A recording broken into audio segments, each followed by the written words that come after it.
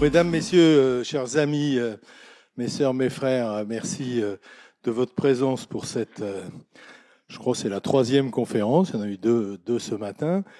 Cet après-midi, le thème est les loges de recherche. Alors, nous sommes particulièrement heureux pour ce salon du livre. Pour ceux qui étaient là en tout début de matinée, je vais un peu me répéter, mais nous sommes particulièrement heureux d'avoir la possibilité d'organiser 2 conférences communes entre la Grande Loge de France et la Grande Loge féminine de France. Celle-ci sur les loges de recherche avec Christophe Bourseiller, qui préside la commission d'histoire de la Grande Loge de France et la Loge nationale de recherche Marquis de Lafayette, et Dominique Cagliardi, qui préside la Loge nationale de recherche de la Grande Loge de France, dont vous remarquez que j'ai oublié le nom, la Grande Loge féminine de France.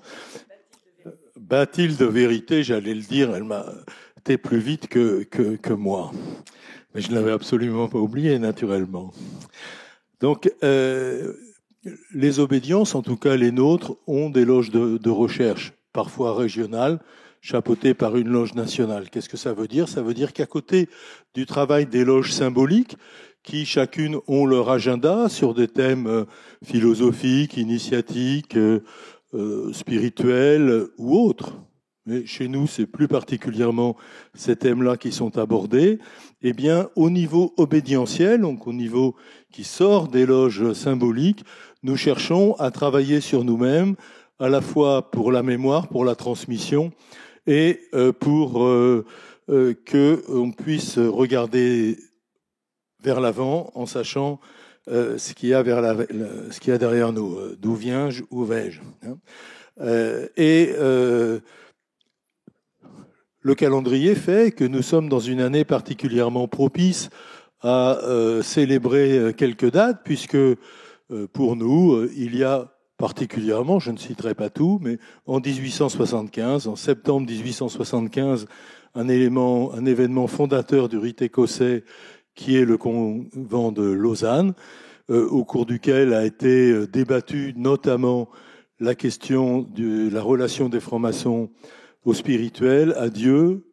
Comment le définir ? Faut-il garder l'obligation de croire en Dieu et en l'immortalité de l'âme, comme c'était le cas jusqu'à cette époque-là, et que le convent de Lausanne abordera sous un angle particulier celui du grand architecte de l'univers, 2 ans avant que le convent de 1877 du Grand Orient de France n'aborde lui aussi cette question en supprimant cette obligation. 1895, c'est l'année où est créée, le 23 février, la Grande Loge de France par son assemblée constitutive. Vous voyez souvent la date de 1894, parce qu'en 1894, le Suprême Conseil de France prend la décision de cette création, et l'Assemblée constitutive, elle, est en 1895. Et puis, last but not least, le 21 octobre 1945, les loges d'adoption de la Grande Loge de France prennent leur autonomie pour créer une obédience indépendante qui changera de nom en 1952 pour devenir la Grande Loge féminine de France. Alors, nous sommes donc particulièrement heureux qu'on puisse aborder ce sujet qui n'est pas le plus fréquent, qui est le rôle, la mission et l'action d'aujourd'hui de ces 2 loges nationales de recherche. Et je laisse la parole à Lionel pour présenter les intervenants. Quelques mots. Merci, mon cher Dominique. Donc, très cher Dominique, bonjour à toutes, bonjour à tous, chers amis. Bienvenue à chacun. Donc, j'ai la joie de vous accueillir pour cette conférence sur les loges de recherche ayant pour thème la loge de recherche, mémoire, transmission, ouverture au monde. Alors, pour animer cette conférence à 2 voix, Dominique l'a dit, entre la Grande Loge de France et puis la Grande Loge féminine de France aussi, j'ai le plaisir d'appeler Lorenzo Soccavo, qui sera l'animateur et le modérateur, bien que je n'aime pas trop ce terme, de cette conférence à 2 voix. Alors, Lorenzo est chercheur en littérature, spécialiste des imaginaires et des transmissions culturelles. Il est franc-maçon de la Grande Loge de France et notamment membre de la Loge nationale de recherche Marquis de Lafayette, au sein de laquelle il siège aussi dans la commission Histoire. Il a le difficile, douloureux, mais ô combien passionnant, et nous devons lui en rendre grâce, une belle mission puisqu'il en est le secrétaire.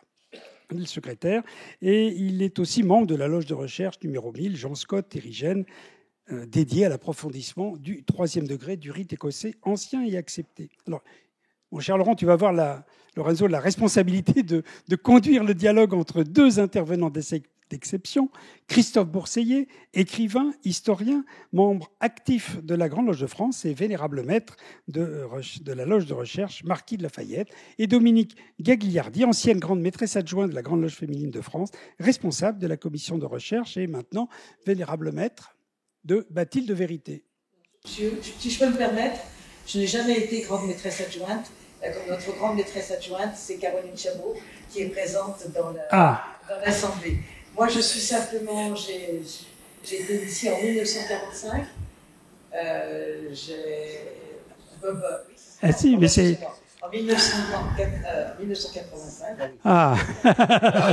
J'ai fait l'émotion. 45 ans de maçonnerie.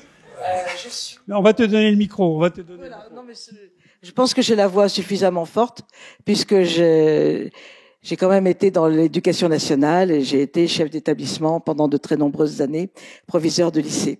Donc c'est vrai que je suis rentrée en 1985 à la Grande Loge féminine de France.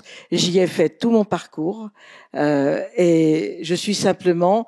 Alors, une petite particularité dans cette assemblée parisienne, je suis lyonnaise et pourtant, je suis vénérable maîtresse de la Loge de recherche Bathilde Vérité. J'ai dit pour l'instant.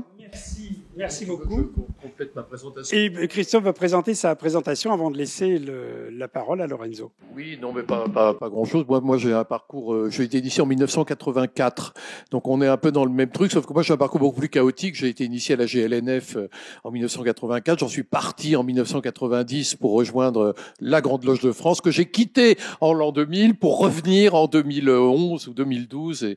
Et donc voilà. Donc c'est un parcours un petit peu différent, effectivement. Voilà, c'est tout ce que je vais dire pour le moment. Voilà, merci beaucoup. Bonjour, donc toutes ces présentations ayant été faites et déjà pas mal de choses ayant été dites, je vous remercie d'abord pour votre présence, pour votre écoute qui, je n'en doute pas, va être attentive, et puis vos questions, quand nous allons essayer d'échanger avec vous et puis de répondre à vos questions, qui, j'en doute pas, seront sans doute pertinentes. Alors, puisque nous avons commencé déjà, Christophe, puisque Dominique nous a fait un petit peu la distinction déjà entre loge et loge de recherche, c'est ça que tu déjà préciser déjà un petit peu la différence, surtout s'il y a des non-maçons et non-maçonnes. Bien sûr. Alors, c'est évidemment parler de loge de recherche peut sembler un peu étrange dans la mesure où la démarche maçonnique c'est une quête de soi-même et donc c'est une recherche. Et donc on peut imaginer que tout maçon dans une loge de normale, enfin une loge symbolique, on va dire, est quelqu'un qui est en recherche. Et donc à quoi bon évidemment créer des loges de recherche. Alors la différence, si vous voulez, en fait, c'est que une loge de recherche, d'abord, c'est quelque chose qui est relativement récent dans nos obédiences, puisque la loge de recherche la plus ancienne de la Grande Loge de France, c'est Jean Scott Érigène, ça remonte à 1986. Et c'est l'idée des loges de recherche, c'est que ce sont des loges déjà qui, contrairement aux loges symboliques ou aux loges spirituelles, on va dire, aux loges bleues, dites loges bleues, sont des loges qui n'initient pas. Ce sont des loges qui n'initient pas, ce sont des loges qui ne font pas passer au second degré, ce sont des loges qui n'élèvent pas au troisième degré, ce sont des loges un peu particulières qui se donnent pour objectif en fait un approfondissement intellectuel. Vous savez que quand on est maçon, on fait un distinguo, on n'a pas besoin d'être maçon pour le faire, mais on le fait aussi en maçonnerie, un distinguo entre le savoir et la connaissance. Alors le savoir, c'est tout ce que j'apprends à l'école ou à l'université, bien sûr, tout ce que j'engrange au fil de mes lectures, et la connaissance, c'est quelque chose de beaucoup plus secret, de beaucoup plus profond, qui nous relie les uns les autres et qui nous permet d'avancer sur un chemin spirituel. On pourrait dire que les loges de recherche, elles approfondissent la notion du savoir. C'est-à-dire qu'on n'est pas obligé d'être membre d'une loge de recherche pour mener une quête initiatique. On peut très bien ne jamais venir dans une loge de recherche. La loge de recherche, elle est réservée à ceux et celles qui ont envie d'approfondir de façon intellectuelle, en réalité, certains champs d'activité, certains domaines d'intérêt. Par exemple, vous allez avoir des loges de recherche qui vont se focaliser sur la question historique, et donc qui vont se demander en quelle année tel ou tel rite est arrivé en France, qui vont reprendre l'héritage du convent de Lausanne en se renseignant sur les minutes de ce convent, etc. Vous allez avoir des loges qui vont travailler sur un domaine peut-être plus anthropologique, en se demandant par exemple qui sont les francs-maçons. Alors, sont de quelle classe sociale appartiennent-ils, de quel âge ont-ils en moyenne, quelles sont la religion ou d'origine qui prédomine, etc., etc. Voilà le type de recherche qu'on va voir. Ce sont donc des travaux qui souvent donnent lieu, bien sûr, non pas à des planches, comme nous disons, mais plutôt à des conférences, et qui font l'objet généralement de publications dans des revues. Nos sœurs de la Grande Loge féminine publient les cahiers Bathilde de vérité. Nous, à la Grande Loge de France, il y a un certain nombre de revues éditées par les loges de recherche. Moi, j'ai l'honneur d'être le rédacteur en chef des cahiers Jean Scotérigène, par exemple, puisque j'appartiens non seulement je préside la Loge nationale de recherche Marquis de Lafayette, mais je suis aussi membre de la loge parisienne Jean Scotérigène, qui est donc une loge de recherche qui travaille au 3e degré. Donc voilà, en gros, ce qui fait la différence entre une loge de recherche et une loge lambda, si je puis dire, mais en sachant que on fait tous partie de loge lambda, et c'est peut-être là que nous menons véritablement notre quête initiatique. Voilà. Maintenant, juste pour terminer, pardon, je parle longuement, mais après je vous laisse la parole. Pour terminer, on peut dire qu'il y a à la Grande Loge de France, en tout cas aujourd'hui, il y a 9 loges de recherche assez différentes les unes des autres. Certains travaillent au 1er degré et sont dans la recherche pure. D'autres vont travailler au 3e degré, et ces loges qui travaillent au 3e degré vont, à l'image de Jean Scotérigène, avoir une double vocation qui sera d'une part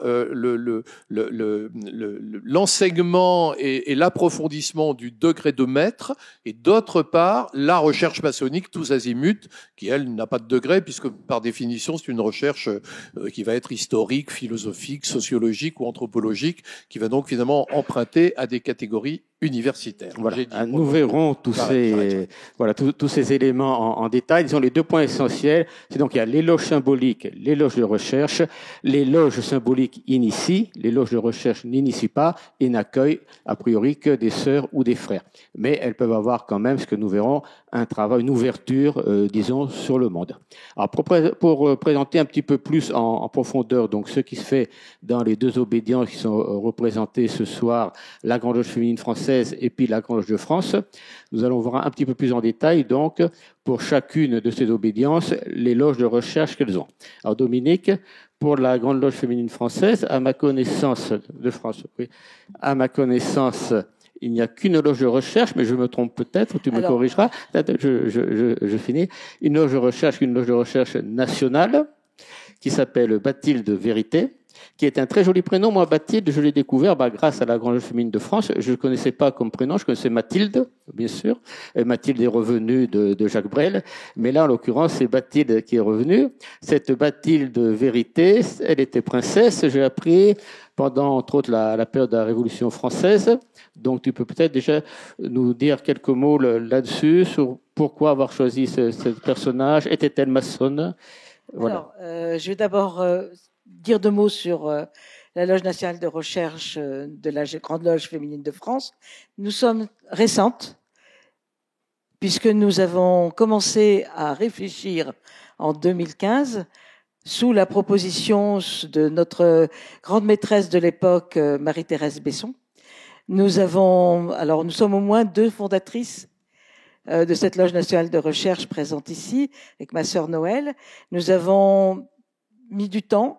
En 2019, nous avons fait voter le convent sur la création d'un triangle, Et en février, le 14 février 2020, nous étions créés comme loge nationale de recherche et intégrés à la Grande Loge nationale, à la Grande Loge féminine de France. Donc, nous sommes toutes très jeunes. Et c'est une loge nationale avec une petite particularité quand même que je voudrais signaler. C'est que dans notre obédience, nous avons 4 rites. Rite écossais ancien et accepté, le rite français avec ses 4 déclinaisons, le rite écossais rectifié et le rite ancien primitif de Memphis-Misraï. Toutes les sœurs, quelle que soit leur obédience, à condition qu'elles soient maîtresses, peuvent devenir membres, si elles ont publié, peuvent devenir membres de la loge nationale de recherche. Quelle que soit leur obédience ou quel que soit leur rite? Quel que soit leur rite. Quel que soit leur rite. Quel que soit leur rite, bien entendu, qu'elle soit rite français, rite écossais rectifié, le rite de Memphis-Misraïm, ou bien entendu, le rite écossais ancien et accepté. Mais obligatoirement des sœurs de la Grande Loge féminine de France. Obligatoirement sœurs de la Grande Loge féminine de France et maîtresses. Et dernière obligation que nous avons pour être accueillis dans notre loge de recherche, c'est d'avoir effectivement publié, que ce soit dans le monde profane ou que ce soit dans le monde maçonnique. Voilà un petit peu les conditions. Nous sommes pour l'instant pas très nombreuses, puisque c'est la première loge nationale bien sûr de la Grande Loge féminine de France. Nous sommes 23 sœurs qui travaillons ensemble pour cette loge nationale de recherche.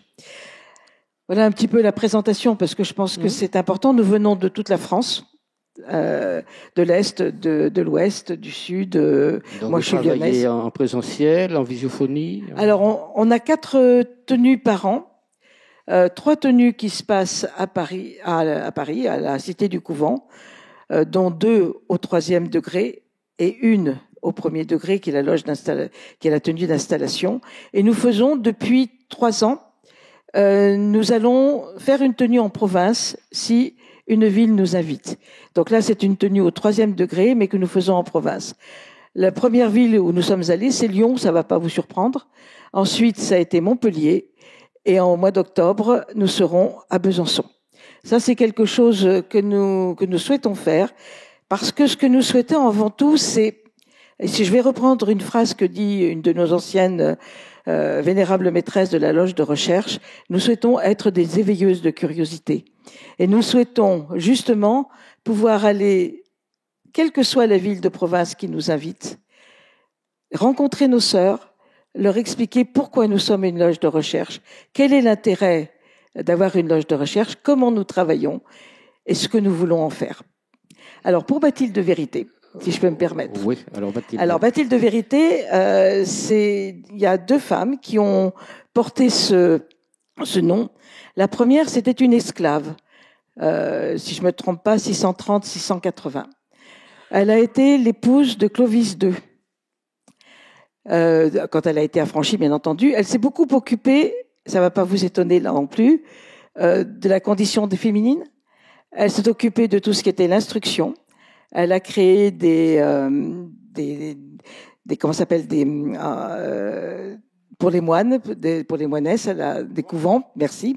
Elle a créé des couvents et elle a été écartée, elle a assuré la régence à la mort de Clovis II. Elle a été écartée parce que justement, elle était beaucoup trop généreuse et beaucoup trop se souciait des autres. La seconde personne, Bathilde de Vérité, qui porte ce nom. Je reviens à la reine Bathilde, elle était reine, il me semble. Elle a été régente. Oui. L'épouse de Clovis II, qui était le roi, et donc régente à la mort de Clovis II. Et donc, de ce fait-là, elle a pris les fonctions de reine. D'accord. La deuxième femme qui porte ce prénom de Bathilde, c'est la duchesse d'Orléans, qui est née en 1750 et qui est décédée en 1822.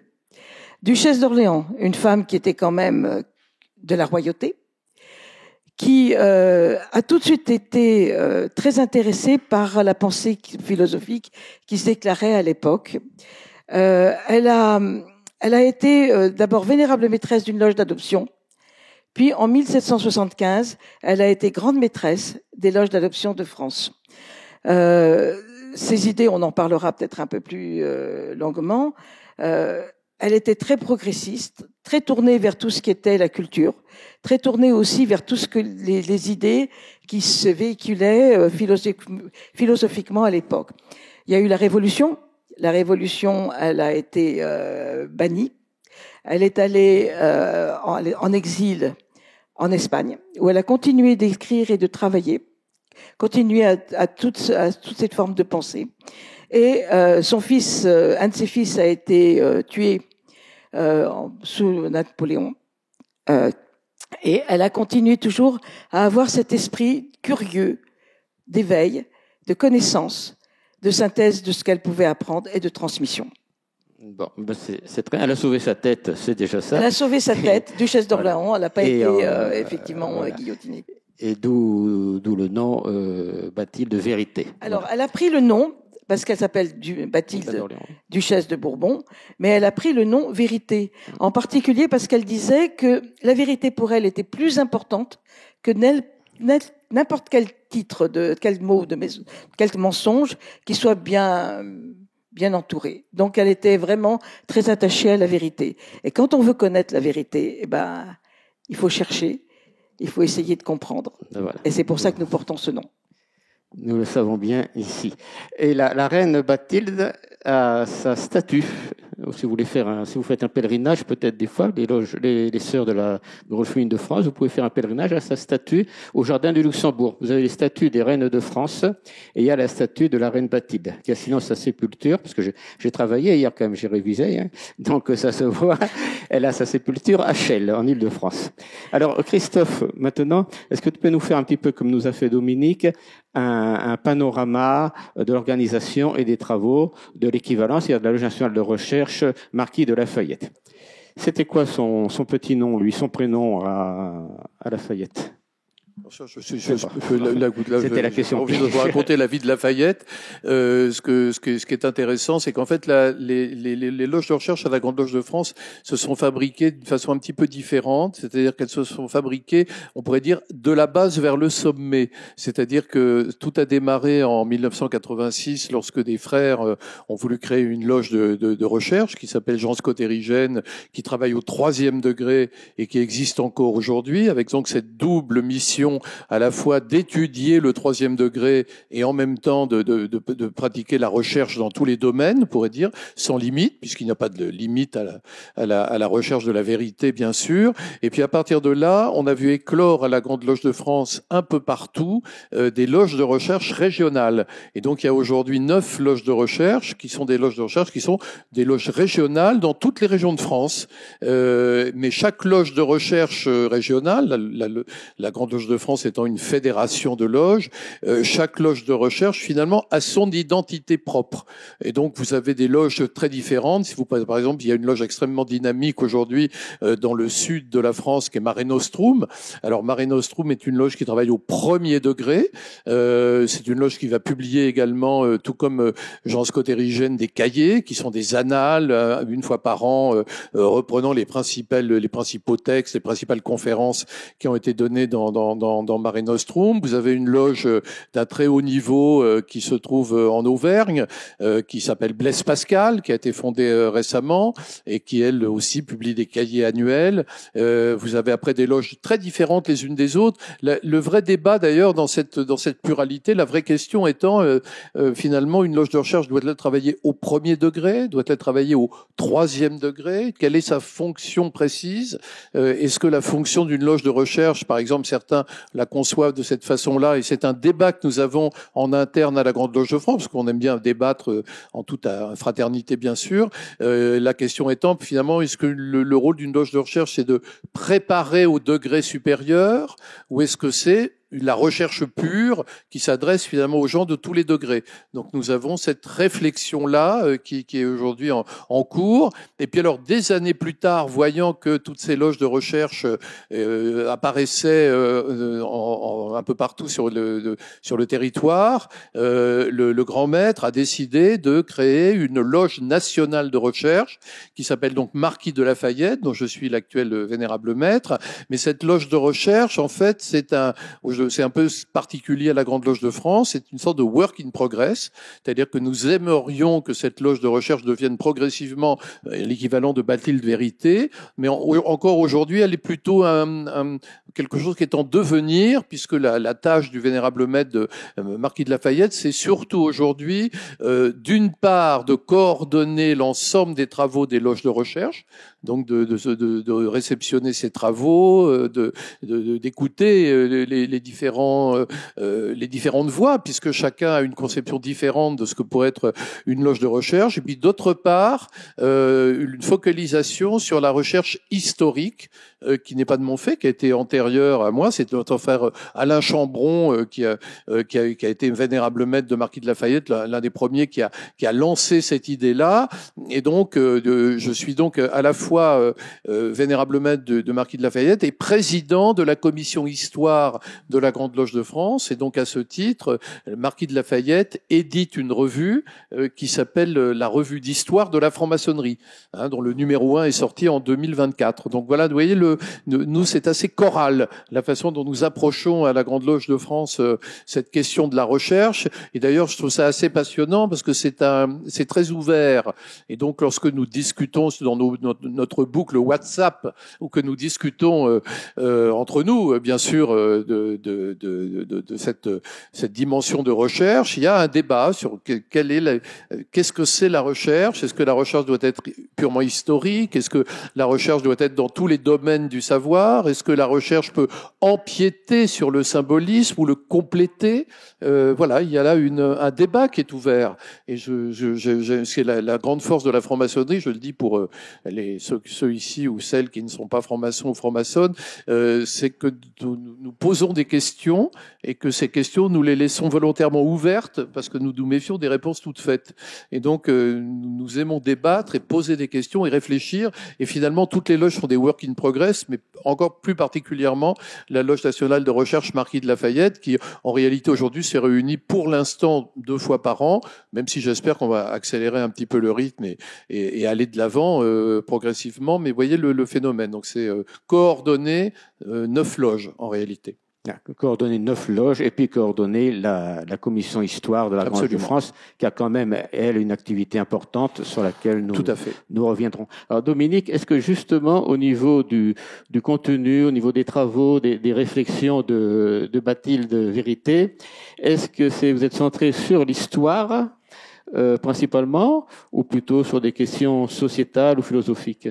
Alors, nous avons une commission d'histoire, nous avons des commissions régionales, nous avons une commission nationale d'histoire, mais ce n'est pas le but de Bathilde Vérité. Même si beaucoup d'entre nous sont soit dans les commissions nationales, soit dans les commissions régionales au niveau de l'histoire.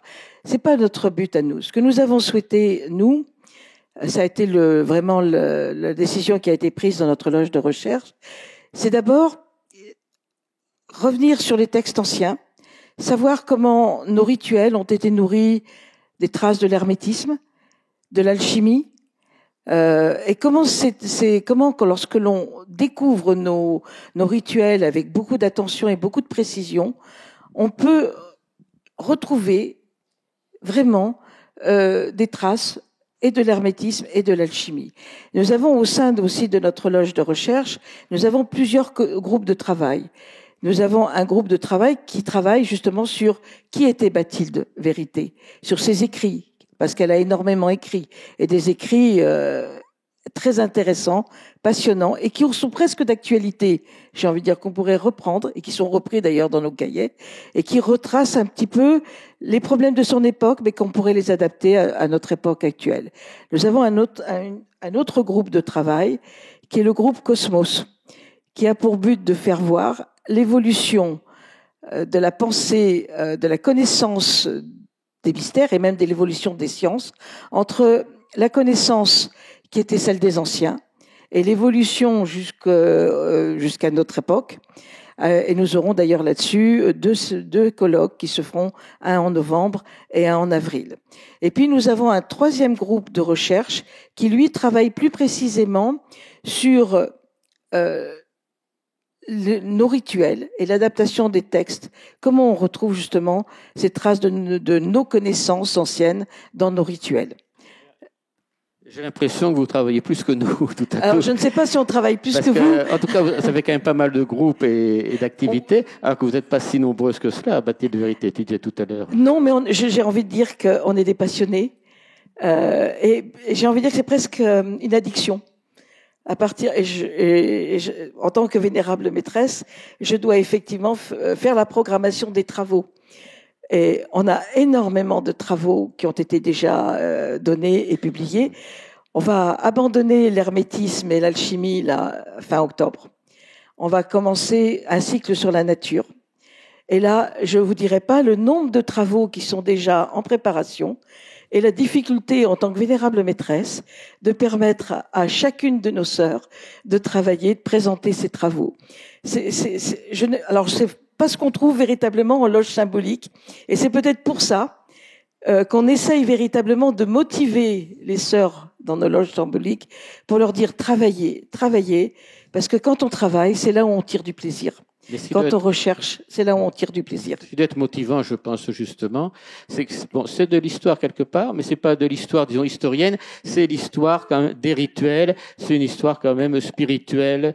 Totalement. Voilà. Donc totalement. je pense que pour les sœurs, ça doit être motivant. Alors j'espère que ça l'est. Enfin, on vit bien aussi, on vend bien nos brochures. On a de plus en plus de monde qui assiste à nos tenues à Paris et en région. Et nous avons, comme pour d'ailleurs la loge de la Grande Loge de France, nous faisons des conférences.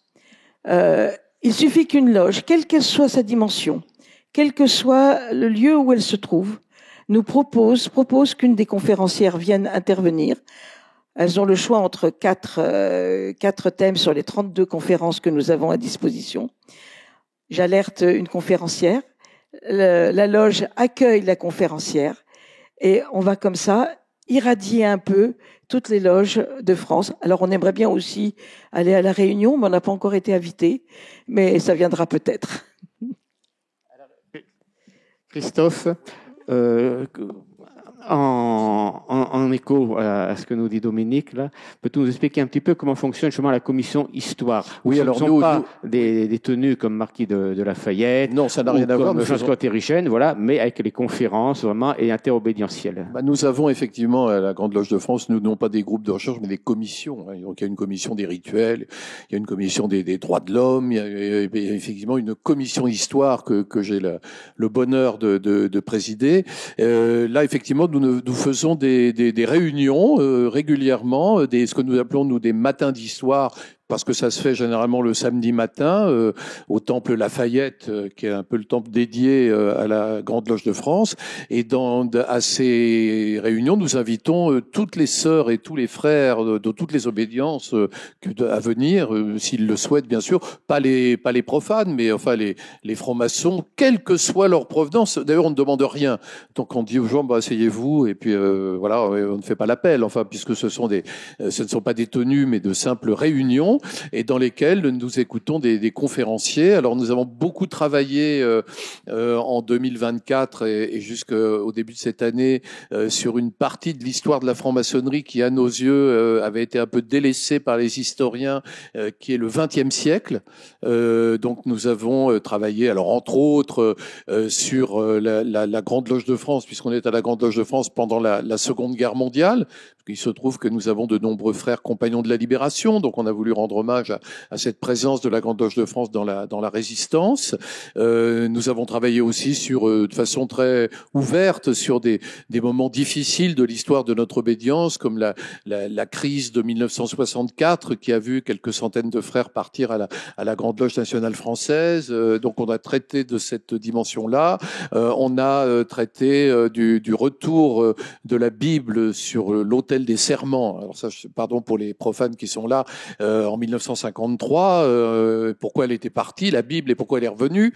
Donc on a étudié tout ça. On a beaucoup travaillé sur cette histoire du XXe siècle qui nous paraissait importante, récente, mais l'histoire récente, elle est souvent presque encore un peu à vif, mais on essaie de l'approcher, cette histoire, de façon scientifique. Et puis bien sûr, maintenant, nous avons élargi à d'autres au XVIIe siècle, XVIIIe siècle, XIXe siècle, qui était aussi une période qui n'est pas toujours tellement traitée. Donc voilà, on a beaucoup travaillé sur tout ça, et donc c'est sous la forme de matin d'histoire où il y a généralement deux conférenciers qui viennent se compléter l'un l'autre. D'ailleurs, nous avons fait avec nos sœurs de la Grande Loge féminine au mois de mars une rencontre donc il y avait une sœur de la Grande Loge féminine puis un frère de la Grande Loge de France. Notre frère de la Grande Loge de France nous a parlé des loges d'adoption et notre sœur de la Grande Loge féminine nous a parlé de l'essor de la franc-maçonnerie féminine depuis bien sûr ce qu'elle est devenir la Grande Loge féminine de France. Donc voilà, nous procédons de cette manière-là et les travaux des matins d'histoire font l'objet maintenant d'une publication public, puisque les travaux de l'année dernière ont fait l'objet d'une publication dans la revue d'histoire de la franc-maçonnerie que vous pourrez feuilleter en bas si vous voulez vous rendre compte de ce que nous faisons. Et dans le prochain numéro que je vais préparer, puisque je suis le rédacteur en chef de cette revue, il y aura donc les contributions sur la naissance de la franc-maçonnerie féminine, notamment, bien sûr. C'est prévu dans notre prochain numéro. Voilà. Donc, il y a cette activité aussi de publication qui est très importante. C'est très important dans pour nous. Les loges de recherche recherche publient. C'est voilà. très important. Et donc, Dominique, dans ton obédience, il y a bâti de vérité. Vous avez des cahiers, donc. Est-ce que les profanes peuvent aussi en faire l'acquisition? Alors, c'est vendu à la FNAC. Donc à partir du moment où c'est vendu à la FNAC, les profanes peuvent les acheter.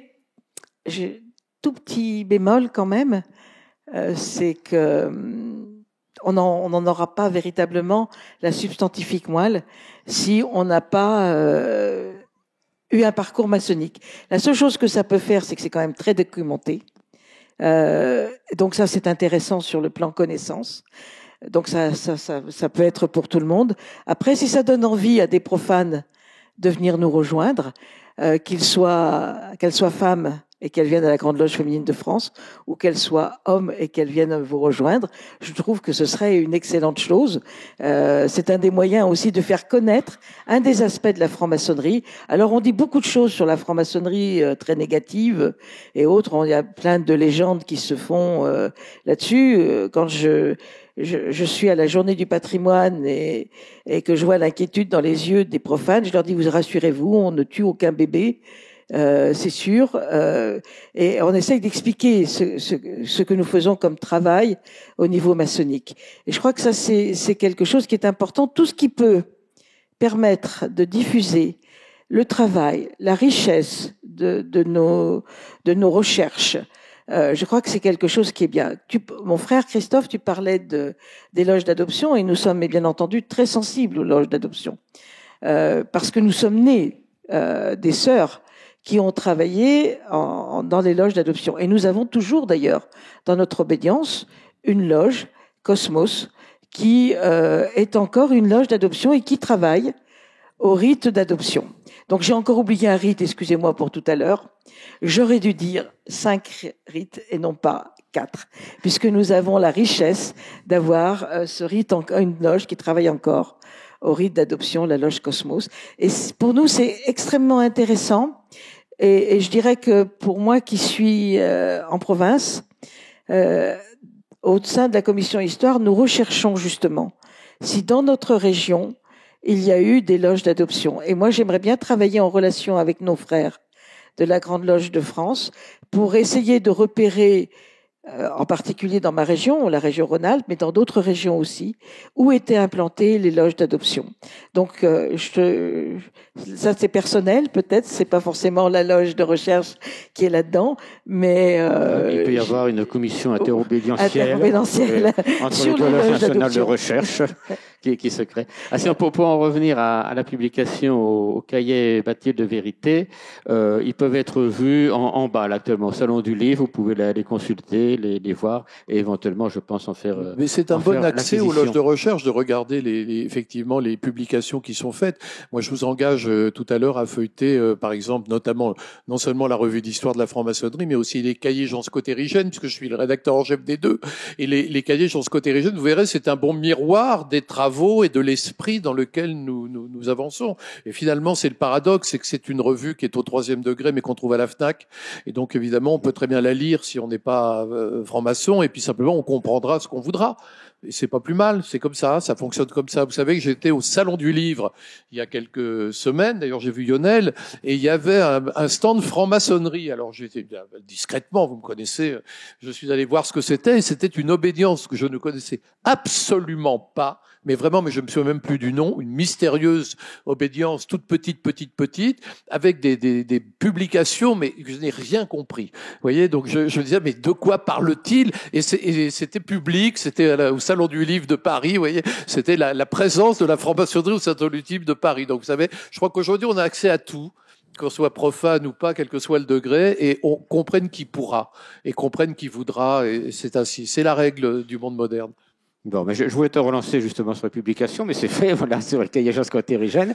Donc, oui, mais chaque loge de recherche a sa publication. Est-ce que tu peux, par contre, nous préciser un Oui. petit peu, tout en restant dans le domaine, bien sûr, accessible aux profanes, la spécificité des travaux de Jean Scott Érigène, et éventuellement nous parler un petit peu de ce Jean Scott Érigène. On ne savait pas le prénom de Lafayette, mais Jean Scott Érigène, c'est facile, c'est Jean.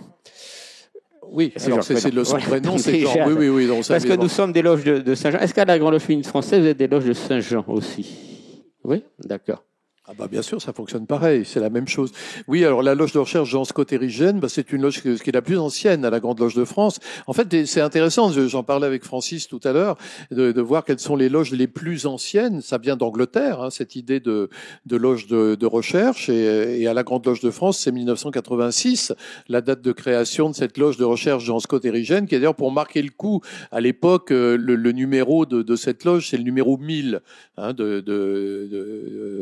l'Orient de Paris, de la Grande Loge de France, et Jean Scott Érigène, c'est une loge qui reflète bien nos questionnements finalement. C'est-à-dire c'est une loge qui travaille au 3e degré, ça veut dire qu'elle s'adresse à des maîtres. Elle s'adresse à des gens qui ont déjà de l'expérience en franc-maçonnerie, et elle dit finalement quand on devient maître, à ce moment-là, on peut se livrer à cette recherche. On peut s'adonner à cette recherche. Cette recherche dans 2 domaines qui sont d'un côté, quelque chose, il faut savoir que quand on est franc-maçon et qu'on va dans une loge symbolique, on ne travaille pas beaucoup au grade de maître. Pour une raison technique très simple, c'est qu'on n'a pas le temps.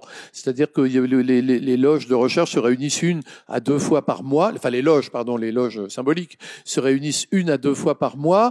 Et bien souvent, elles ont beaucoup de choses. Il y a beaucoup de travaux qui sont proposés, beaucoup de choses qui viennent. Mais on n'a pas le temps de travailler au 3e degré, qui est le degré de maître. Et donc, l'idée, c'était notamment lors de la création de Jean Scott Érigène, l'idée de permettre à des frères de travailler enfin au 3e degré et d'approfondir la symbolique du 3e degré, tout en continuant à réfléchir sur des sujets tous azimuts qui peuvent nous intéresser. Donc, c'est une loge qui a cette double vocation dont témoignent les cahiers Jean Scott Érigène. Ce sont des cahiers qui existent depuis 2010, je crois, ou quelque chose comme ça. Je crois que le numéro 1, c'est 2010 ou 2011. Moi, ils ont cessé de paraître pendant 7 ou 8 ans. Et je les ai repris il y a pas très longtemps, enfin je sais plus, il y a 4 ou 5 ans, parce que c'est le numéro 5 que nous préparons maintenant. Je parle sous le contrôle de Thierry, qui est présent ici, puisqu'il est l'actuel vénérable maître de Jean Scott Érigène, Thierry Lesage, et qui est un homme, comme son nom l'indique, assez brillant. Et donc, si vous regardez, vous verrez cette nouvelle série qui est en bas, vous verrez le reflet des travaux. C'est-à-dire qu'à la fois, il y a des numéros qui sont sur la symbolique du grade de maître, et d'autres qui sont par exemple sur la question qu'on peut se poser tous, qui est: y a-t-il une franc-maçonnerie ou des francs-maçonneries? Et nous avons pour ce numéro-là donné la parole à des frères de toutes les obédiences avec qui nous étions en lien, donc qui sont venus expliquer le sens de leur franc-maçonnerie. Alors ça peut être le sens de leur rite, le rite écossais rectifié, mais Memphis Misraïm ou autre bien sûr, et donc ou le Grand Orient bien sûr, qui est venu nous expliquer cette franc-maçonnerie libérale qui est la leur, qui n'est pas la nôtre, puisque nous sommes dans la franc-maçonnerie dite écossaise. Donc voilà, donc c'est pour nous nécessaire de mener ce travail tous azimuts, et c'est ça qui est intéressant. Et voilà comment fonctionnent ces cahiers, qui sont une vraie publication avec des critiques de livres. Enfin, il y a un grand interview à chaque fois, puisque nous avons eu Bernard Werber, nous avons eu Frédéric Lenoir, Michael Langlois. Michael Langlois. Voilà, nous avons eu pas mal de j'en oublie, mais voilà, qui ont accepté de nous confier des entretiens, Didier Convar, etc. Vous pouvez les découvrir découvrir donc ces cahiers agents scotérigènes, soit à la librairie ici, soit pareil en bas, et qui sont un bon complément en fin de compte, d'un point de vue initiatique, PVI, que vous devez aussi, je pense, connaître, qui est la revue officielle de la Grande Loge de France. Est-ce qu'il y a, on peut compter éventuellement les échanges, mais est-ce qu'il y a déjà peut-être quelques interrogations ou quelques apports dans l'assistance, ou des frères ou des sœurs, éventuellement d'autres obédiences qui voudraient aussi parler de leur loge de recherche, de ce qui se fait chez eux à ce niveau-là? Oui, alors, si Lionel, si tu peux faire passer le micro. Il parle comme un grand. Non, mais vous m'entendez? Je laisse le micro. Non. Ah oui, Il faut le micro pour l'enregistrement. Alors, le micro. Pour les captations. Bonjour. Non. Il faut que ça marche, évidemment, ça aide. Bonjour. Non. Pas bonjour. Bonjour. Voilà. Donc oui, moi je suis Thierry Le Sage. Donc je suis le vénérable maître en chaire de Jean Scotérigène. Je crois assez peu au hasard. Donc ma sœur Dominique, tu parlais de Cosmos. Je suis sous la bannière d'une loge qui s'appelle Cosmos. Je trouve ça très drôle. Alors je sais pas s'il y a un rapport ou quoi, mais ça sera à creuser. Pour répondre à ta question, j'ai fait des recherches sur une loge à titre personnel, une loge qui s'appelle la Nouvelle Jérusalem, qui avait une loge d'adoption, et les archives font partie des seules archives des loges de la Grande Loge de France qui n'ont pas transité ni par Berlin ni par Moscou, donc elles sont disponibles, il suffit de les demander. L'autre chose également, c'est concernant, alors là je parle pour Jean Scotérigène, on a remarqué une sorte de déshérence, c'est-à-dire que le profane arrive, il est apprenti, alors il est pris en main par son second surveillant, il y a des comités, etc. Et puis il passe compagnon, et puis ça continue, il y a des comités sous l'égide du premier surveillant, etc. Puis il arrive maître, bon ben ça y est, t'es maître et tout. Et alors là, c'est le vide, le désert et l'appréhension totale.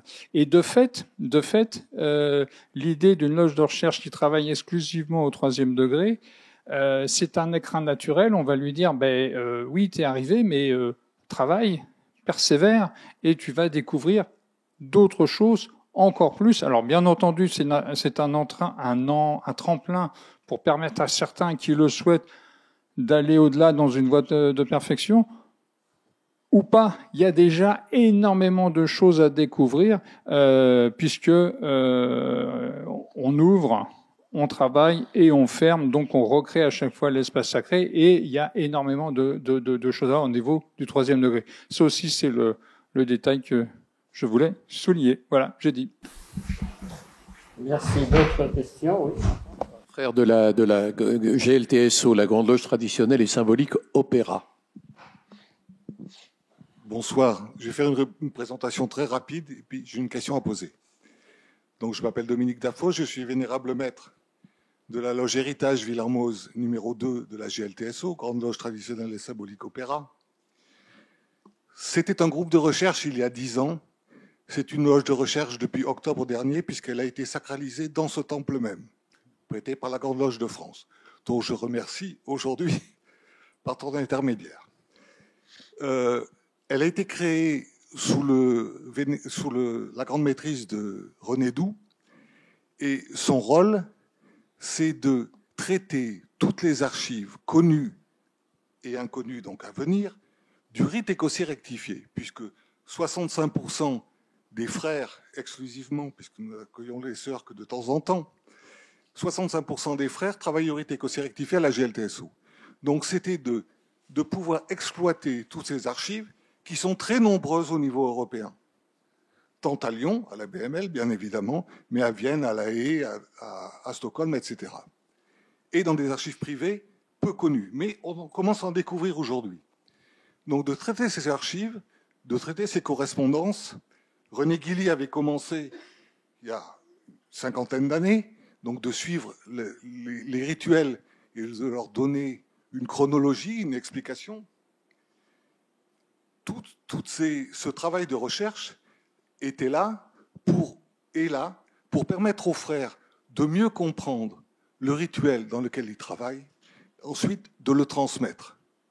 Donc, nous travaillons sur les correspondances de Villermoz, nous les transcrivons avec un applicatif spécifique, 3 frères, un qui décrypte, un qui relie, qui corrige, et le troisième qui relie encore, qui corrige, et les trois se réunissent et décident si la correction, elle est acceptée, pas acceptée, ou acceptée. Ce qui évitera ce que l'on retrouve très souvent actuellement sur Internet, on trouve des manuscrits venant de la BML, transcrits, mais soit volontairement, soit involontairement, avec beaucoup d'erreurs et des phrases tronquées ou autres. Voilà. J'arrête sur la présentation.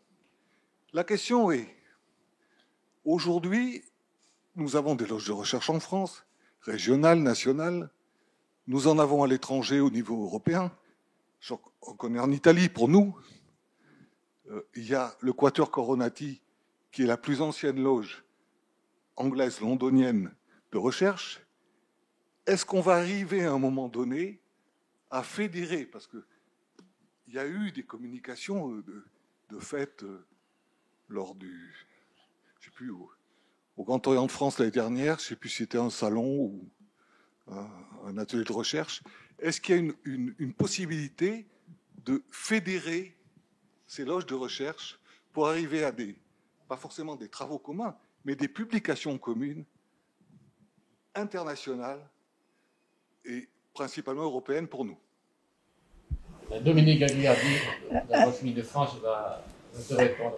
Alors, moi, j'ai envie de dire que j'aime beaucoup cette diversité des loges nationales, des loges de recherche, avec des objectifs totalement différents, des travaux qui sont différents. Comme la franc-maçonnerie est différente, nos loges de recherche apportent des éléments qui sont divers et qui, effectivement, donnent un approfondissement à ce qu'est véritablement la franc-maçonnerie. Alors, question de fédérer nos loges de recherche, je suis pas sûre que nos grandes obédiences soient d'accord pour ça, mais il n'empêche que quand nous nous rencontrons dans ce type de manifestation, c'est un moyen de prendre contact direct et de pouvoir travailler de façon informelle sur des thèmes qui peuvent vraiment nous intéresser et autour desquels on peut se rejoindre. Cosmos, la loge d'adoption, c'est un point. Le RER, nous avons effectivement des loges au rite écossais rectifiées chez nous. Quand nous travaillons sur les rituels, nous travaillons aussi bien sur les rituels de tous les rites que nous avons, aussi bien le RER. Et la prochaine conférence que nous allons avoir, qui va se passer le 20 juin, j'ai déjà eu le texte. Je peux vous assurer qu'on va parler beaucoup, par exemple, du RER. Donc c'est intéressant aussi à un certain moment. Je suis pas sûre que nos obédiences sont encore prêtes à ça. En particulier avec les grandes loges féminines de France. Mais ça, c'est un autre problème. Mais je trouve que ce serait quand même bien que de façon informelle, nous puissions échanger entre nous et voir ce qu'on peut mettre en commun, pas pour nous, mais pour nos frères et sœurs. J'ai dit. Alors, c'était pas pour compléter, je sais pas si ça ne fonctionne plus. 1, 2, 1, 2. Je peux me remettre en marche, s'il te plaît. Merci. Pour compléter ce que vient de dire notre sœur Françoise, c'est pas facile de fédérer toutes les loges de recherche parce que toutes ne souhaitent pas communiquer. Enfin, moi, je vois le travail que j'ai même au sein de la Grande Loge de France à fédérer les loges de recherche de la Grande Loge de France, c'est déjà compliqué. Et alors, au niveau interobédientiel, c'est encore plus compliqué. Il nous est arrivé dans l'histoire, notamment de Jean Scott Érigène, d'organiser un jour, bien avant que j'en sois le vénérable maître, il y a très longtemps, un colloque au Sénat qui avait réuni des obédiences de plusieurs pays, et donc c'est tout à fait possible, mais enfin ça reste ponctuel. Maintenant, il y a quand même les loges de recherche sont des passerelles par en haut entre différentes obédiences ou différentes francs-maçonneries qui peut-être ne se parleraient pas. Vous voyez, je vous donne un exemple. Lorsque avant d'être vénérable maître de Marquis de Lafayette, j'étais vénérable maître de Jean Scott Érigène et nous avons passé un accord. Thierry me le faisait remarquer, me le rappelait, avec le groupe de recherche Alpina. Donc le groupe de recherche Alpina, avec qui nous avons une relation très confraternelle, puisque je suis allé plancher à Genève, ils sont venus plancher Blanchet à Paris, etc. Le groupe de recherche Alpina dépend de la Grande Loge suisse Alpina, qui est une obédience reconnue par la Grande Loge unie d'Angleterre. Donc, nous ne participons pas aux tenues de la Loge suisse Alpina, mais en revanche, par le biais de la Loge de recherche, nous avons un dialogue très ouvert, très franc, très intéressant et très sympathique. Et d'ailleurs, il y a ici Francis Delon de la GLNF, et lorsque nous faisons des travaux de la commission histoire, bah, tu viens et tu es le bienvenu, il n'y a aucun problème. Et c'est aussi une façon de toutes les obédiences, mon frère aussi de la GLTSO, de venir et de communiquer. Donc c'est vrai que les loges de recherche sont une passerelle très agréable pour se parler. Moi, j'ai fait une visio il y a pas très longtemps, il y a un an quand même, avec la Grande Loge de Californie, par l'intermédiaire de frères de la Grande Loge de recherche qui dépendait de la Loge de Californie et qui voulaient avoir des informations sur la franc-maçonnerie française. Et on a fait un échange par visio. Donc voilà, nous avons tous ces échanges effectivement qui sont réels. À part ça, c'est vrai que une fédération, c'est très difficile. Des colloques, des rencontres toujours fraternelles et agréables, oui. Une fédération, une revue commune, ça, je crois qu'il faut pas rêver, parce que en réalité, chaque loge de recherche est quand même un peu la vitrine de l'obédience à laquelle elle appartient. Et d'ailleurs, même c'est un peu la vocation d'une loge de recherche d'être une vitrine, de faire rayonner l'obédience. Alors dans les milieux universitaires, dans les milieux de la recherche ou dans les publications. Donc il y a toujours cette idée-là qui est présente. Et donc évidemment, faut pas rêver, mais il y a quand même de belles et passionnantes passerelles. J'ai dit. Oui, alors j'ai le rouge au lieu du vert, mais apparemment ça marche quand même. Est-ce qu'il y a d'autres oui. Oui, Francis, qu'as-tu voulu passer le micro?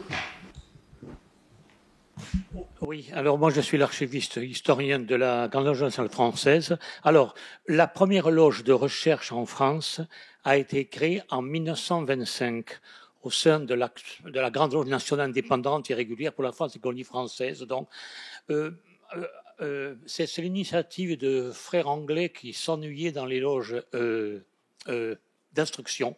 Vous savez, on répète le répète et qui sont allés voir le major Sidwell, qui était un frère anglais établi en France et qui avait collaboré avec l'Aquator Coronati. Alors, cette loge, ça a pris le nom de Saint-Claudius parce que Saint-Claudius est un des 4 martyrs. C'est la première loge de recherche, c'est l'Aquator Coronati. Alors, elle a fait des petites brochures internes. Elle a publié une dizaine entre 1925 et 1937, dont j'ai fini la traduction et l'adaptation. Ça doit paraître à la fin de l'année aux éditions de La Tarente.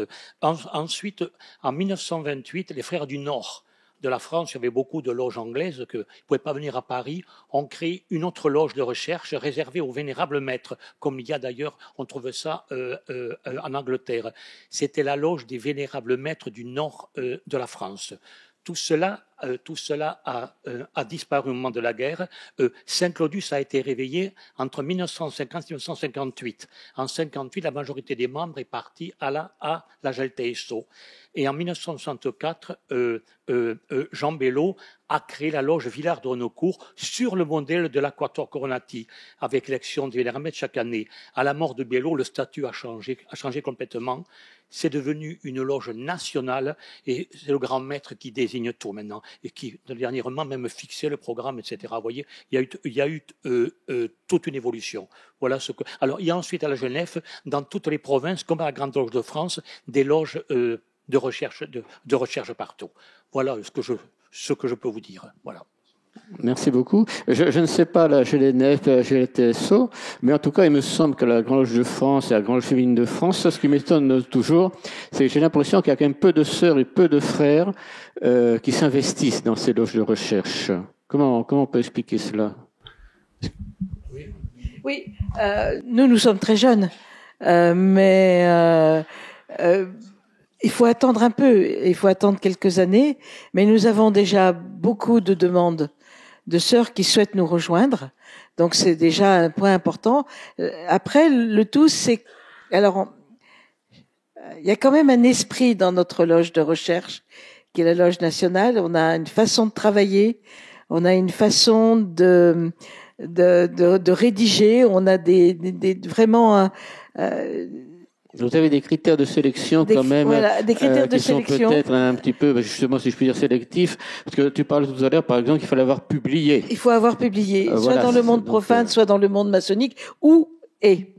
Donc ça, c'est quelque chose qui est important. Et ensuite, C'est pas comme ça. ce que l'on demande, c'est aux sœurs qui souhaitent nous rejoindre, c'est de venir assister à nos tenues pour pouvoir comprendre quel est l'esprit de la loge de recherche. Alors peut-être que demain, il y aura d'autres loges qui pourraient se créer. C'est possible. Je ne veux pas jurer sur l'avenir. Peut-être qu'il y aura des loges régionales. C'est possible aussi. Tout ça, c'est la politique de la Grande Loge féminine de France.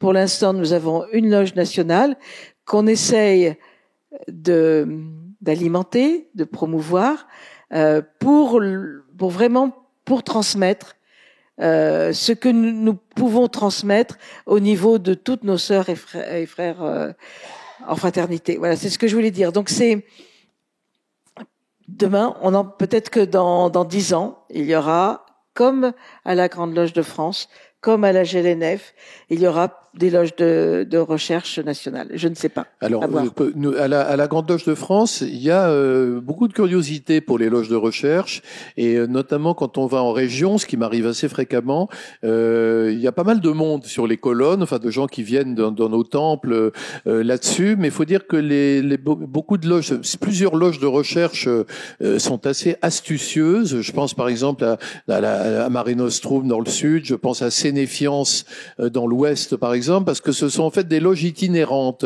c'est-à-dire que elles sont basées, alors l'une, je sais plus, dans le Gers, l'autre à Caen, mais ça les empêche pas. Elles font l'une fait tout le Grand Ouest et l'autre fait tout le sud-est, et en passant des accords avec les loges symboliques qui les accueillent, ce qui fait qu'il y a toujours, c'est un peu un événement, l'arrivée de la loge de recherche, et il y a toujours pas mal de monde qui a l'envie de venir. C'est un peu comme on dit, il va se passer quelque chose, il y a une conférence qui va avoir lieu. Voilà, il y a un effet lié à l'itinérance. Et pour les loges de recherche, c'est peut-être une solution. Alors c'est compliqué à mettre en place parce qu'évidemment, il faut déplacer la loge, quoi. Donc, est-ce qu'on déplace le collège ou est-ce qu'on demande à un collège local de prendre le relais, ce que généralement font les loges de recherche.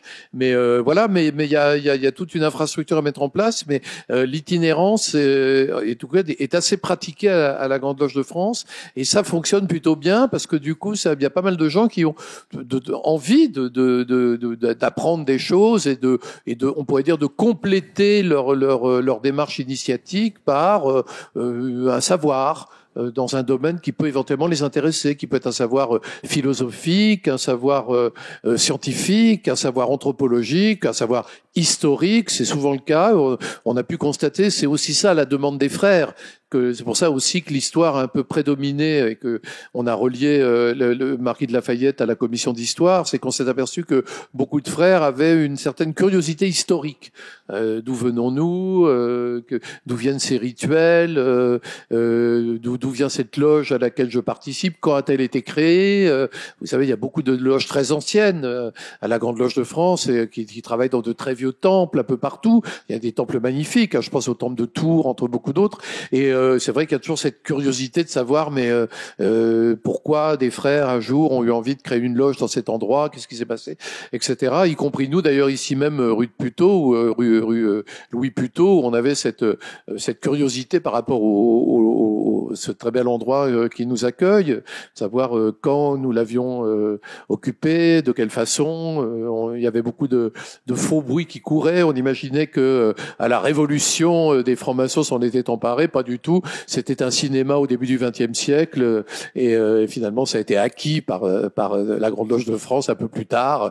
Voilà. Mais vous voyez, c'est toujours intéressant de connaître tous ces aspects historiques qui nourrissent beaucoup les choses. Et voilà comment les loges de recherche peuvent éventuellement fonctionner et susciter la curiosité.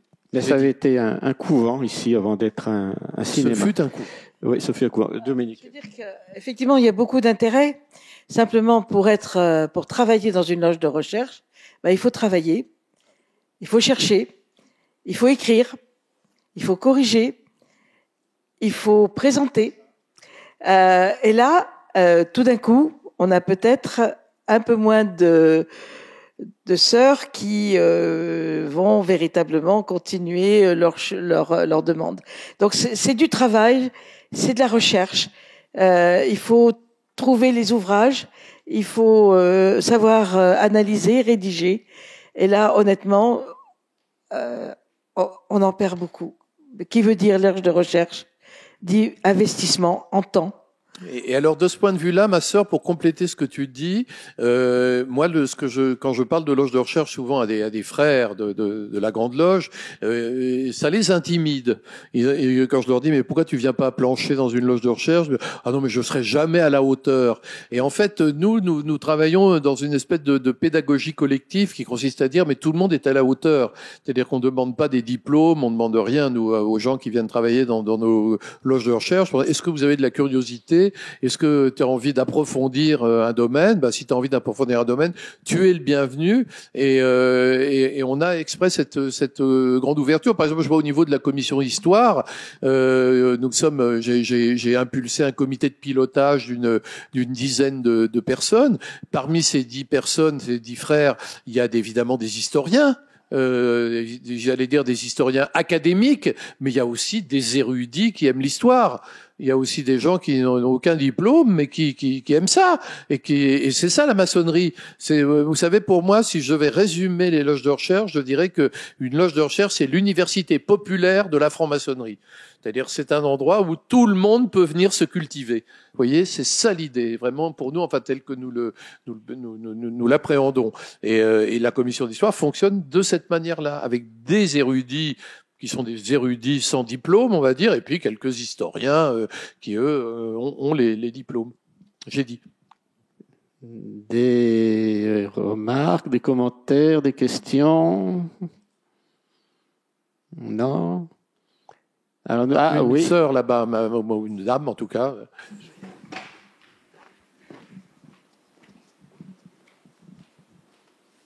Bonjour, je vous remercie beaucoup pour cette intervention. Moi, j'ai des questions très concrètes. Donc, parce que je connaissais pas du tout les loges de recherche. Je suis en franc-maçonnerie depuis 14 ans. Mais c'est la première fois que j'entends parler de ça. Donc, je voudrais savoir concrètement, pour participer à vos tenues, comment on fait, on s'inscrit où, des choses comme ça, vraiment très pratiques, très terre à terre. Et donc voilà, et pour s'inscrire chez vous, si on veut. Je pense que la question s'adresse à Dominique, à la Grande Chemin de France. Tu es à la Grande Chemin de France ou une autre obédience? Moi, je suis dans l'atelier Les Sorts de Lumière, c'est Memphis Mizraïm. D'accord. Pour Memphis Mizraïm, je ne sais pas personnellement, mais Dominique. Memphis Mizraïm. Memphis Mizraïm. Oui. La question, c'est comment on peut venir à la Loge nationale de recherche. Oui, voilà. Quelles sont les démarches à faire? On s'inscrit où? Alors, à Memphis Mizraïm, pour l'instant, tu es quand même de la Grande Loge féminine de France. Oui. Voilà. Alors, Memphis Mizraïm, ça fait quand même 2 ans que Memphis Mizraïm a été autorisé à fonctionner au niveau de la Grande Loge féminine de France, mais tu peux venir en tant que sœur de Memphis Mizraïm, puisque nous acceptons les sœurs qui sont issues de tous les rites qui sont autorisés au niveau de la Grande Loge féminine de France. Il faut simplement envoyer un curriculum vitae professionnel, profane, un curriculum vitae maçonnique. Pardon? Ah, pour visiter. Alors, on a une tenue. Tu es sur Paris? Oui, oui. Alors, on aura une tenue, justement, le 20, à la Cité du Couvent. Oui. Nous commencerons exceptionnellement à 15h, puisque nous aurons la tenue, les élections et la tenue d'installation juste avant. Donc, pour venir, il faut que tu viennes, simplement. D'accord. 14h, Cité du Couvent. Et frères et sœurs, nous accueillons tout le monde. Donc, pas de problème là-dessus. Par contre, pour y participer, là, il faudra, pour être vraiment membre, il faut un curriculum vitae maçonnique, profane, et puis une lettre de motivation. Et ça, j'en vois où Vous parlerez. Oui, oui, on se parlera après, bien sûr. D'accord. Merci beaucoup. Merci. Voilà. Je vois que les critères de nos sœurs sont plus rigides que les nôtres. Hein. C'est vrai que nous sommes beaucoup plus. C'est vraiment l'appétence des frères qui le souhaitent et qui nous rejoignent. Mais c'est vrai que le fonctionnement des loges de recherche, c'est aussi un fonctionnement particulier. C'est-à-dire que, étant donné que nous n'initions pas, nous avons en fait un collège des officiers où il y a vraiment là des membres de la loge, bien sûr. Et puis, mais la plupart sont des gens qui sont affiliés. Et puis il y a dans nos tenues énormément de gens qui sont des visiteurs, bien évidemment, puisqu'on peut venir librement à nos tenues, bien entendu. Alors, nous avons aussi un collège des officières, des sœurs de la loge, et bien entendu, n'importe qui peut venir nous visiter, comme chez vous. Mais pour faire membre véritablement de la loge, c'est différent. Et c'est la grande différence avec vous, parce que vous êtes très liés à la commission histoire. Donc c'est-à-dire que c'est le marquis de Lafayette, mais les autres loges sont vraiment, chacune a une forte personnalité indépendante. C'est ça, moi, que je retiens des 9 loges de recherche de la Grande Loge de France, c'est qu'il n'y en a pas une qui ressemble à l'autre. C'est vraiment, chacune a une affirmation personnelle, jusqu'à une affirmation presque irrédentiste, comme notre loge de Corse, par exemple, qui n'est pas encore indépendante, mais ça pourrait arriver. Hein. D'autres interventions? J'ai vu hier, mais sous réserve que les informations sur Wikipédia soient toujours sérieuses, que Lafayette se serait appelé Gilbert. J'étais un peu étonné.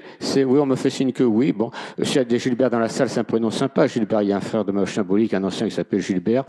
Mais enfin, bon, pour le marquis de Lafayette, par rapport à Bathilde est beaucoup plus joli, je trouve. Je ne sais pas si vous avez des Bathildes à la Grande Féminine de France. Marquis, oui. C'est plus joli comme prénom. Voilà, c'est bien. Marquis, duchesse. Voilà. Marquis et duchesse. Oui, la duchesse est au-dessus du marquis. Hein. Oui, pour une fois. Alors, d'autres interventions dans le public, non? Ou je laisse le mot de la fin, sinon, à Christophe, puisqu'il sera très bon pour nous pour conclure. Oui, Thierry. Le mot de la fin. Un mot, non, pas le mot de la fin, juste pour illustrer un petit peu ce que dit notre sœur. Et toujours, moi je parle pour Jean Scott, c'est vrai que une loge de recherche, on est relativement pas très nombreux à la faire tourner, si j'ose dire.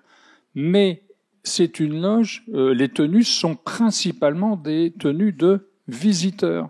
C'est-à-dire on est une quinzaine à faire tourner, mais on est à chaque fois au moins une quarantaine sur les colonnes parce qu'on communique, et ce sont des thèmes qui intéressent. Et c'est essentiellement destiné à faire venir des visiteurs qui viennent plancher sans faire partie de la loge, etc. Enfin bon, voilà, c'est la petite précision que je voulais dire. J'ai dit. Pour les frères présents, j'en profite pour signaler, ça n'a pas été fait au niveau de l'organisation, que tous les mardis soirs, à partir de juillet, vous avez des tenues d'été à la Grande Loge de France aussi. Hein. Voilà, indépendamment du sujet, c'est en marche un peu. Donc c'est bon, le mot de la fin, Christophe? Le mot de la fin, c'est moi je vous encourage à vous intéresser à cette idée de recherche. Je trouve que c'est passionnant. C'est cette université populaire de la franc-maçonnerie. Il faut pas hésiter à s'en servir, à approfondir sa démarche initiatique. Ce n'est pas obligatoire et c'est ce qui rend ça encore plus sympathique. C'est le fait que c'est facultatif. La recherche est facultative et elle n'en est que plus intéressante. J'ai dit. Lionel va nous dire au revoir. Oui, le mot de la fin, et non pas la fin des mots. Enfin, d'avoir écouté un thème tel que les loges de recherche, je crois que ça va mettre fin à tous nos soucis, à tous nos maux. Non, juste rappeler que les cahiers Bathilde de vérité, le numéro 4 vient de sortir, consacré à Hermès, qu'il est en vente sur le stand de la Grande Loge féminine de France, mais qu'il a été aussi chroniqué sur le site public de la Grande Loge de France, ce qui prouve cette réciprocité dans l'action, en tout cas. Et puis rappeler que Christophe Boursier sera en dédicace au stand du libraire Au Bonheur des Livres, qui se trouve rue des Dames. C'est un libraire qui nous accompagne sur tous nos événements, nos petits déjeuners, nos conférences essentiellement enjeux et perspectives, et que vous trouverez sur Numéri Livre.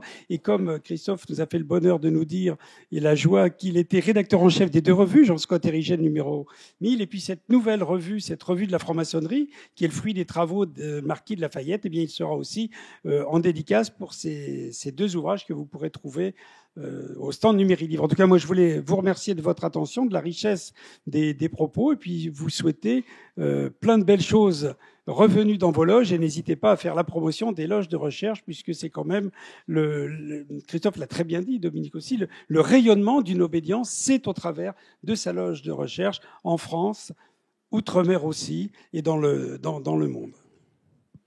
J'ai dit. Voilà. Merci beaucoup à toutes et à tous. Au revoir. Voilà. Sous vos applaudissements, comme disait Jacques Martin.